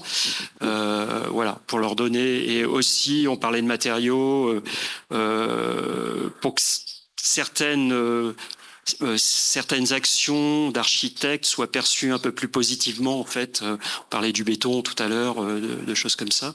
Donc, on sensibilise chaque personne à ses gestes, à ses pratiques. Et d'autres actions que vous faites régulièrement aussi, ça c'est très intéressant, qui se rapprochent vraiment très près de tout ce qui est culture artistique et pourquoi pas musicale. C'est un terme que vous employez aussi, c'est le mot résidence. Vous faites des résidences, c'est ça? Alors, oui, aussi, on organise des résidences et aussi avec l'aide de la DRAC et du réseau des maisons de l'architecture.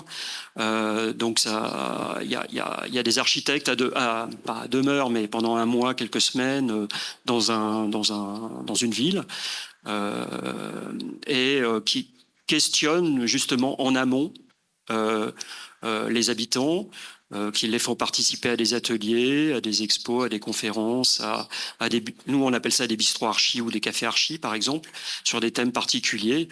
Ça peut être la réappropriation, ça peut être l'éclairage urbain, ça peut être plein de sujets intéressants.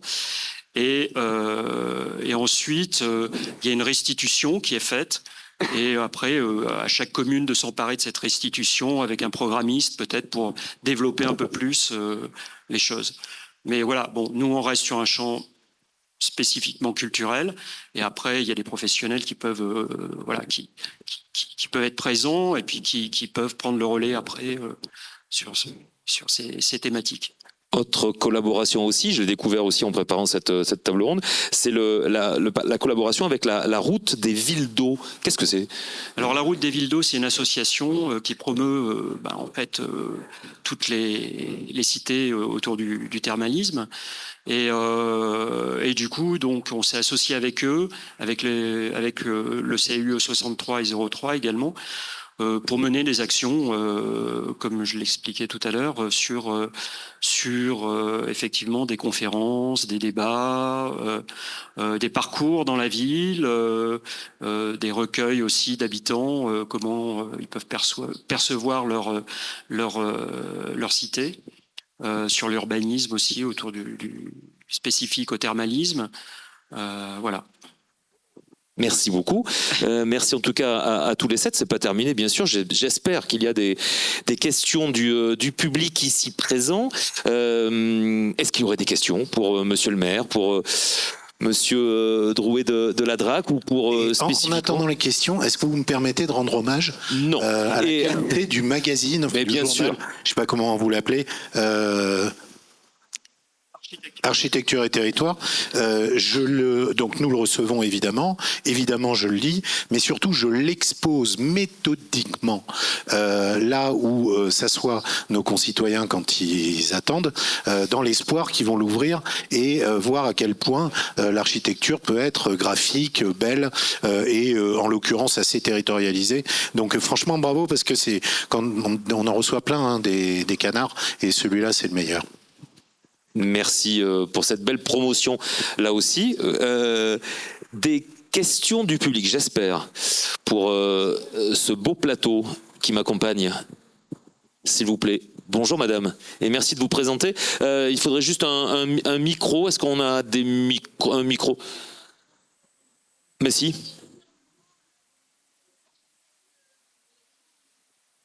C'est-à-dire que nous on est un peu sourds. Moi le premier.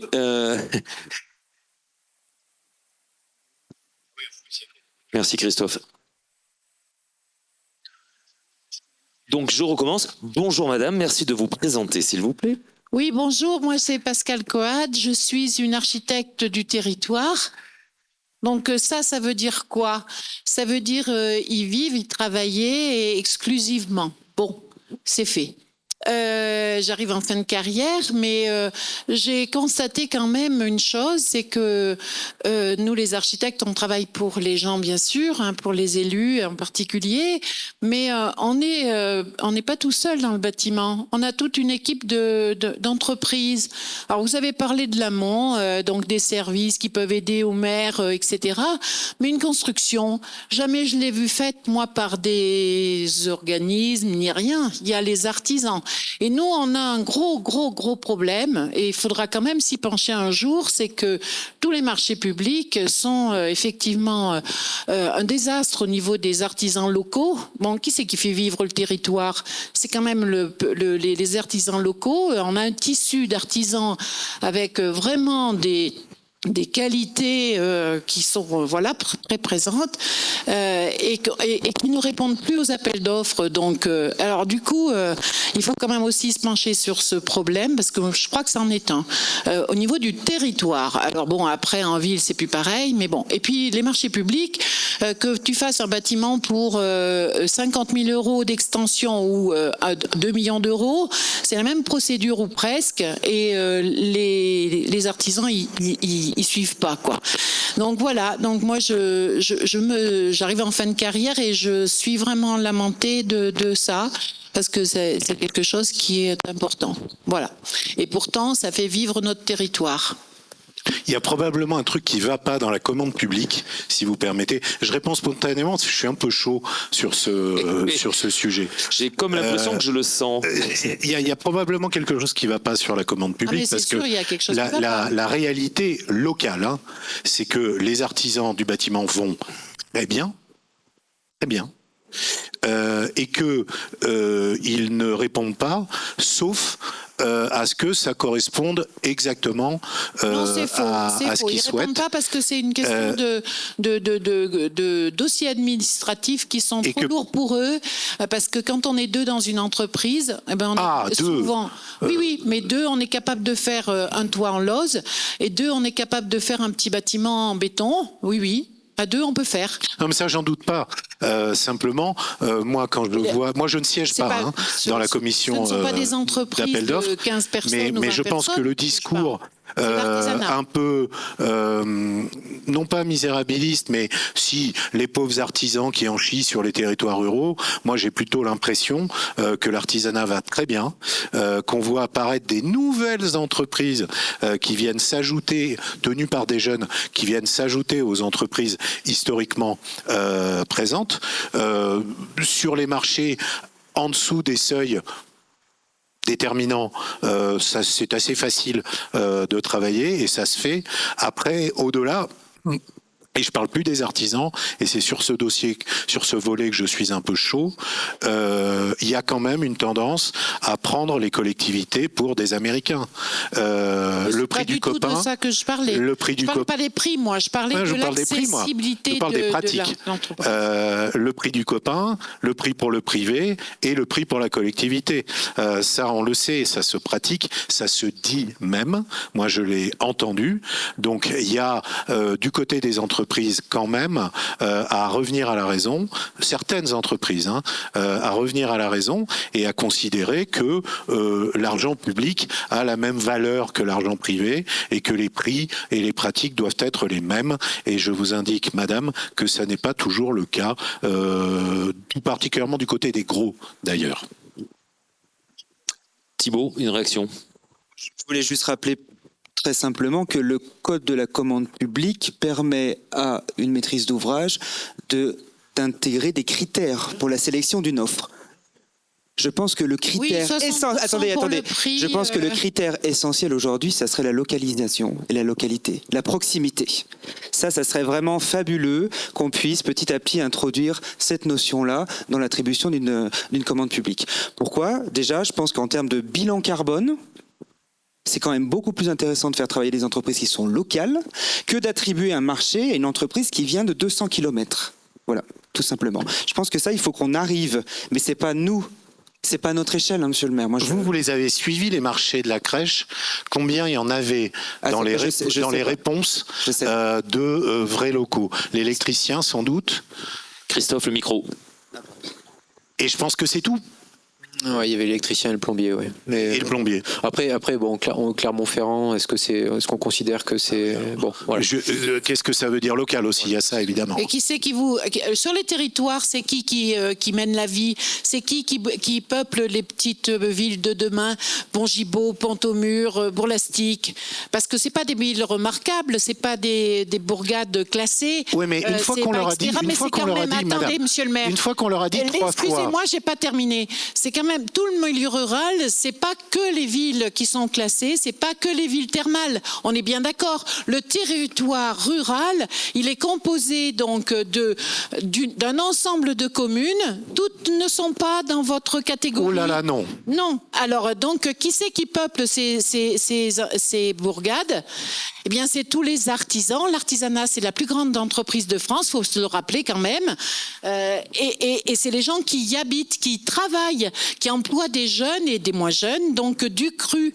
Ok, donc moi ça m'insupporte carrément de voir qu'on ne prend pas du tout en compte et que effectivement les gens de Clermont qui répondent à tous les appels d'offres systématiquement et qui ont un cahier donc qui savent faire et qui ont une secrétaire qui sait faire et on fait du copier-coller et donc on a comme critère, vous voulez les donner vos critères de choix pour les entreprises, c'est 60% pour le prix, 30% pour le dossier donc qui doit dire que on est bien, que voilà, et 10% pour quoi déjà? Oui, pour le planning. Donc, excusez-moi, c'est pas ça qui fait la qualité de l'entreprise. Et d'une façon générale, celles qui répondent, les entreprises qui répondent, elles sont, elles savent faire répondre. Ça, il n'y a pas de souci. Mais après, voilà. Et c'est pas elles qui nous font vivre sur notre territoire. Alors moi, je suis franc territoire, hein. Franchement. Mais alors là, voilà. Ça pêche vraiment. Ouais, vraiment. Et l'exposé de l'architecte avec les villes classées, etc., c'était très bien cet après-midi, mais vous avez oublié quand même 90% du territoire rural qui n'est pas classé, où il n'y a pas de bâtiment historique, mais où il y a des projets quand même un petit peu, hein, et il y a des gens qui y habitent, et il y a des gens qui veulent y venir. Et ceux-là, ils sont laissés pour compte. Moi, je ne vais pas faire l'éloge des marchés publics. Hein. C'est contraignant, on y passe un temps considérable, on se retrouve avec des lots infructueux. Enfin bon, c'est une contrainte considérable. Mais s'il n'y a pas de marché public, madame, dans le business, il y a de la magouille. Et moi, je préfère des marchés publics.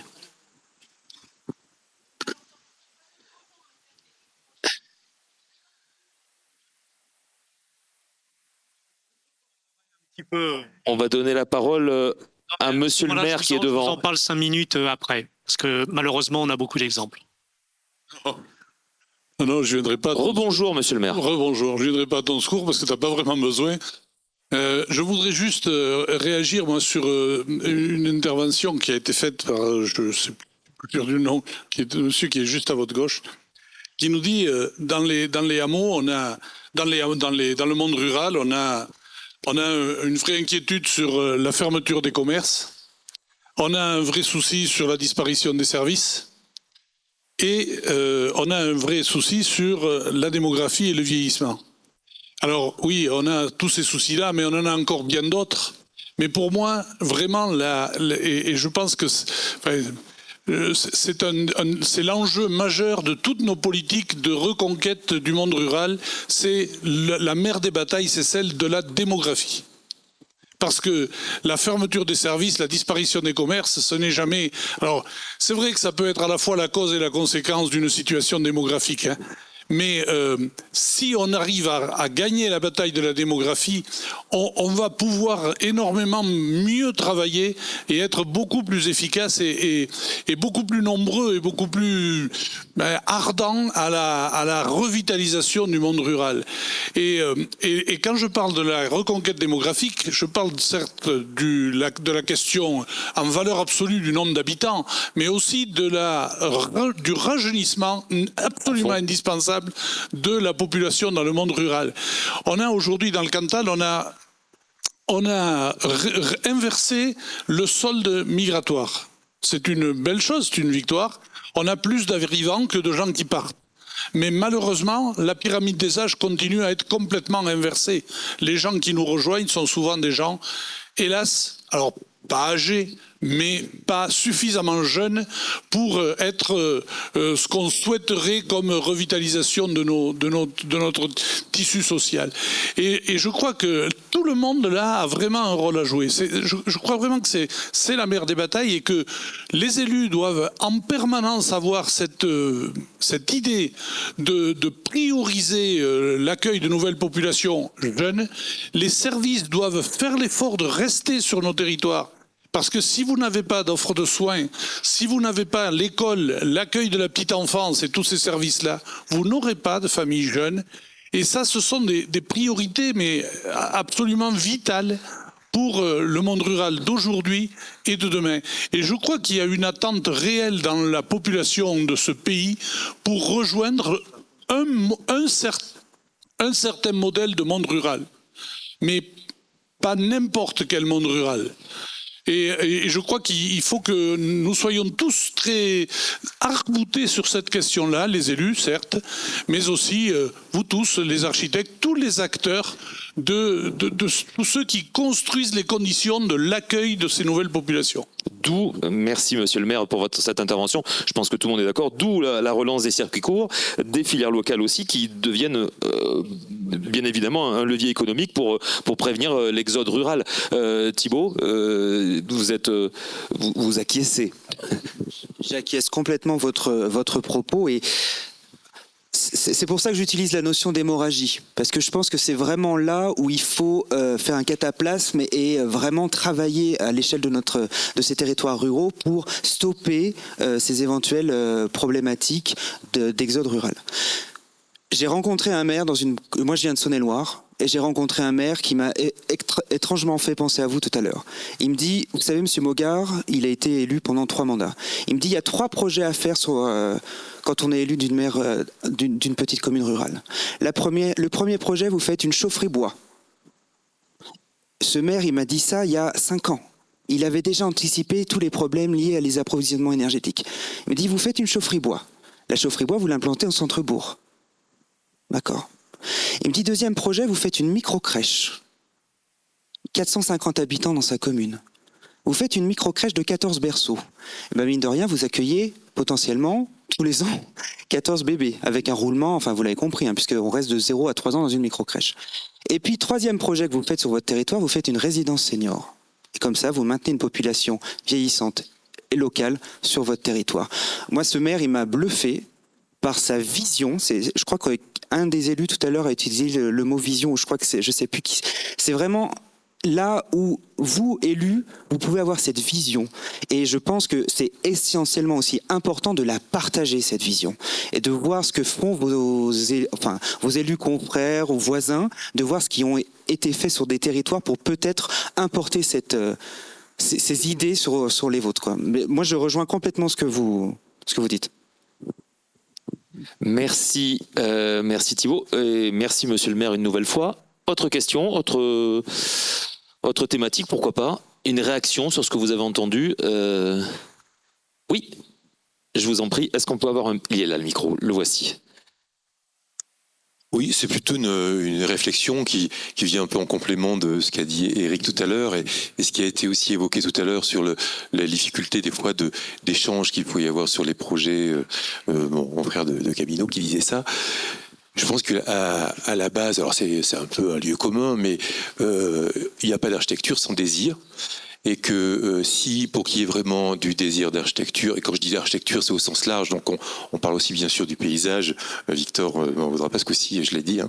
On parle d'aménagement paysager, on parle d'aménagement de façon générale, il faut qu'il y ait du désir, donc pour qu'il y ait du désir, il faut qu'il y ait de la connaissance, et il faut qu'il y ait des échanges. Et donc le rôle des maisons de l'architecture est à mon avis fondamental pour ça, enfin, on essaye de se battre dans ce sens-là, mais pas que. Il faudrait qu'effectivement, chaque fois qu'il y ait des opérations qui sont un peu emblématiques, comme celles qu'on a vues, on puisse avoir un maximum de communication et qu'il y ait des retours. Et c'est aussi, j'ai réagi par rapport à ce que disait François Constantin tout à l'heure sur la revue. La revue a son rôle aussi, puisqu'elle diffuse comme ça des images dans un premier temps qui amènent à une curiosité intéressante. Et je retiens aussi ce que j'avais découvert en Vorarlberg. Le Vorarlberg a eu un succès énorme à l'international avec un renouvellement de son approche de l'architecture qui a fonctionné quand on a rencontré les architectes sur place parce qu'il y avait une forte communication et des concours d'architectes qui étaient médiatisés. C'est-à-dire que il y a des architectes sur ce territoire-là qui ont commencé à faire des bâtiments assez nouveaux, assez contrasté par rapport à ce qui existait sur le territoire. Certains élus se sont lancés là-dedans, ont fait ces constructions-là. Il y avait des fois des rejets de la population sur ces architectures, mais comme il y a eu un retour très positif à l'extérieur de ces territoires et à l'international, c'est devenu acquis et c'est même devenu la signature de ce territoire. Et là, on voit bien que on retombe sur la dimension culturelle de l'architecture, c'est que une culture c'est vivant, ça peut évoluer et qu'il y a besoin d'une forte communication et de reconnaissance parfois extérieure pour que les choses évoluent. Et il faut s'y employer et faire connaître tout ce qui est innovant et intéressant. Voilà. Merci pour votre intervention, Monsieur Bouchaudy, parce que j'ai noté tout à l'heure je vais vous citer, vous avez dit quelque chose de très touchant, vous avez parlé que l'architecte doit adopter un geste modeste, et j'ai trouvé ça très à propos sur ce dont nous venons de parler. Peut-être une réaction justement sur cette petite phrase toute simple, l'architecte doit adopter un geste modeste. Bien sûr, je pense que l'architecte a le devoir même de faire un geste modeste et de respecter un budget et de faire tout ça.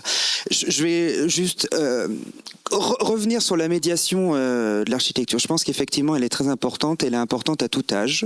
Et je pense que expliquer à des enfants en maternelle ce qu'est une maison, ce qu'est un linteau, ce qu'est une fenêtre, tout ce lexique est extrêmement important. Et je vais même plus loin. Tout à l'heure, Monsieur Constantin, vous avez dit on a un problème sur notre commune, c'est l'acceptabilité des règles d'urbanisme. Moi, je viens de Lyon. Le règlement d'urbanisme de la ville de Lyon fait 800 pages. Pour n'importe quelle personne novice en droit de l'urbanisme, c'est, pardonnez-moi l'expression, imbitable. Même pour nous, des fois, c'est parfois très compliqué.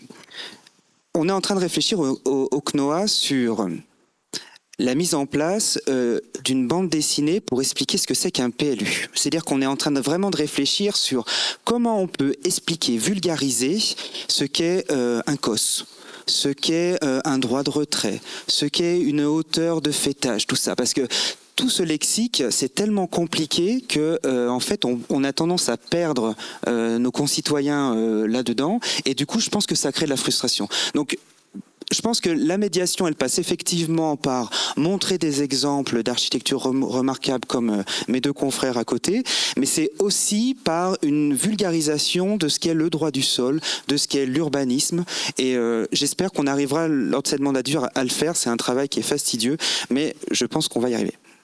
Alors, je peux vous conseiller un travail remarquable qui a été fait pour la communauté de communes de Billon, l'atelier de Montrottier avec Luc Parmentier a fait un document vraiment remarquable qui explique tout le PLU. Alors en particulier celui de Billon, mais les notions générales et la compréhension des différents termes. Oui. Marc Drouet. Oui, je me permets de réagir, je vais un peu troubler... Prenez bien votre micro, s'il vous plaît. Je vais me permettre de troubler la fête après 40 ans de cotisation sociale auprès de la fonction publique et différents métiers qui m'ont conduit en administration centrale et en service déconcentré. En administration centrale où on élaborait la loi et le règlement. J'ai aussi participé à l'élaboration du dernier PLU de Paris qui faisait 11 kilos. Effectivement. Alors, moi, je veux bien entendre que toutes ces disciplines sont complexes, mais je refuse d'entendre qu'on n'a pas besoin de spécialistes. Alors qu'on ait besoin d'expliquer ce que sont ces choses dans les grands éléments, etc. C'est entendu. Moi, je ne demande pas à comprendre comment fonctionne une centrale nucléaire. Je ne demande pas à comprendre comment fonctionne l'avion quand je monte dedans, de moins en moins souvent, je vous rassure. Je veux dire qu'il y a un moment où on doit accepter, et je pense, et c'est ce que j'évoquais dans le débat public, je pense que c'est une des difficultés, c'est qu'on ne reconnaît plus la qualification et l'expertise. Alors que l'expert doivent descendre de son piédestal. Et on en parle souvent à la DRAC. On dit effectivement, il faut être humble. On ne peut plus être dans la posture qui consiste à s'emparer de son savoir pour le transformer en acte d'autorité. Ça, c'est entendu. Mais dire qu'on va tout simplifier, moi, je pense que c'est un piège. C'est le piège ambiant. J'entends en permanence des gens qui nous expliquent à la télévision ou à la radio comment est-ce qu'ils vont tout simplifier.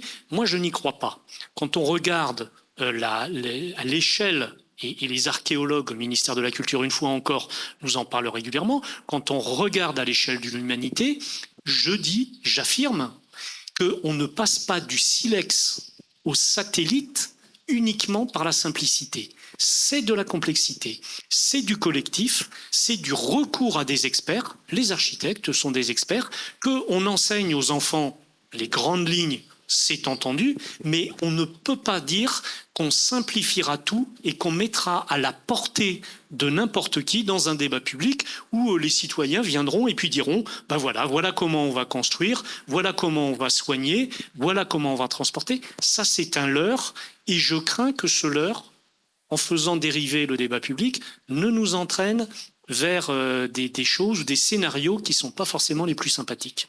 Voilà, pardon d'avoir troublé un petit peu la fête, mais non, pas du tout. Quand on parle d'expertise, moi je défends l'expert parce que je pense qu'on vit dans un monde complexe. Réaction logique. Merci Marc Drouet. Et moi je dirais que c'est le rôle des architectes de traduire justement, parce qu'on n'est pas obligé de lire les 17 kilos ou les 600 pages. On sait très bien comment naviguer. Et Monsieur, je pense qu'il y a une compréhension parce que on dit pas des choses totalement différentes. Monsieur Drouet. Oui, j'ai essayé de vous répondre, Monsieur Drouet. Donc l'idée, c'est pas de transformer toute la population en architecte, c'est pas ça dont il est question. Et quand on parle de sensibilisation d'enfants, de la population à l'architecture, c'est pas de dire tout le monde vous allez pouvoir le faire. Il y a effectivement des savoirs, il y a des techniques, il y a effectivement une synthèse qui parfois est complexe. Par contre, il faut que quand même, il y a un moment, quand je parle de désir, c'est de ça. Quand vous montez dans l'avion, vous savez pas comment il marche, mais vous savez que vous avez envie d'aller d'un point à un autre et que vous avez envie d'y aller directement et que c'est intéressant l'avion pour ça. En quoi est intéressant l'architecture? Et c'est ça qu'il faut qu'on fasse comprendre. C'est pas comment on l'a fait, mais c'est quand on dit apprendre à lire un paysage, apprendre à lire une ville, pourquoi on est bien dans cette ville, qu'est-ce qui est intéressant, et si on s'arrêtait pour regarder comment c'est fait. Ça ne veut pas dire qu'on va apprendre à le faire, mais déjà regardons qu'est-ce qui fait qu'on y est bien, qu'on prenne conscience de ou qu'on y est bien ou qu'on n'y est pas bien. D'ailleurs, qu'est-ce qui est le problème à cet endroit-là qui fait qu'on a envie de le corriger.